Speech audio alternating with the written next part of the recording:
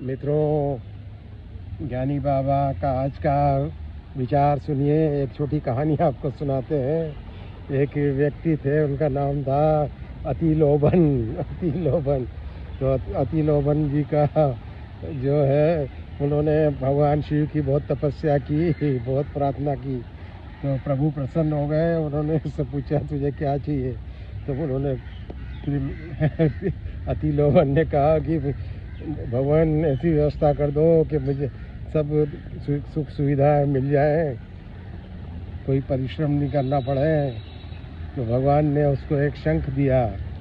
बोले, ये शंख क्या करेगा? उस अतिलोभन ने पूछा। तो भगवान ने कहा कि ये शंख तुम्हारी सब इच्छाएं पूर्ति कर देगा, जो ये मांगोगे वो ये दे देगा।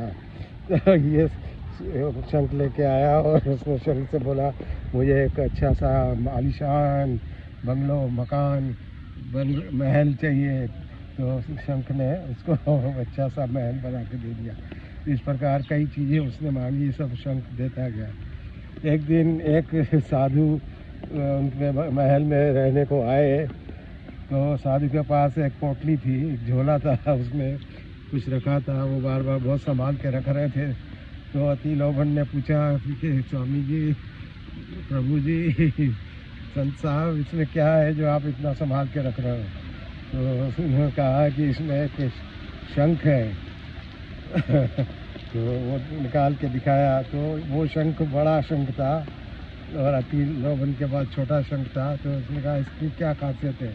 बोले, इसकी खासियत ये है कि इससे जो मांगोगे वो दुगना देगा, जो मांगोगे वो दुगना देगा। यदि आप इससे एक मांगोगे तो दो देगा। तो कैसे संभव है? तो उन्होंने कहा, रात को 2 बजे ही ये काम करता है।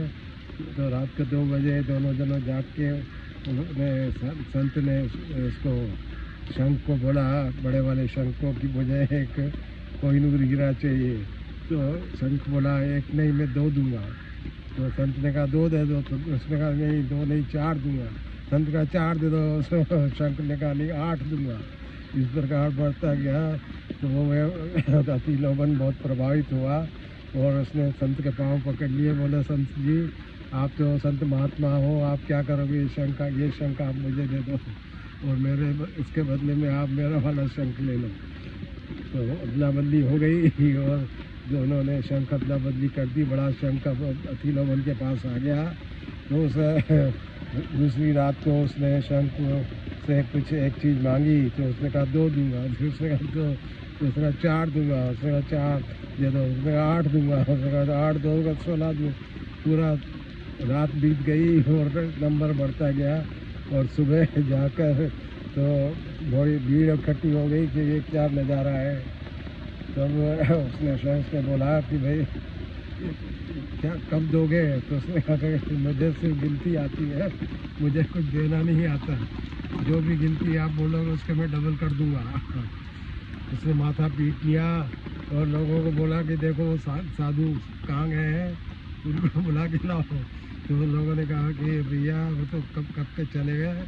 तो उस बड़े शंख ने कहा, ये वो जो गुरुजी थे, वो जो संत साहब थे, वो खुद परेशान थे मुझसे, इसलिए उन्होंने मुझसे पल्ला झाड़ने के लिए तुमको दे दिया है।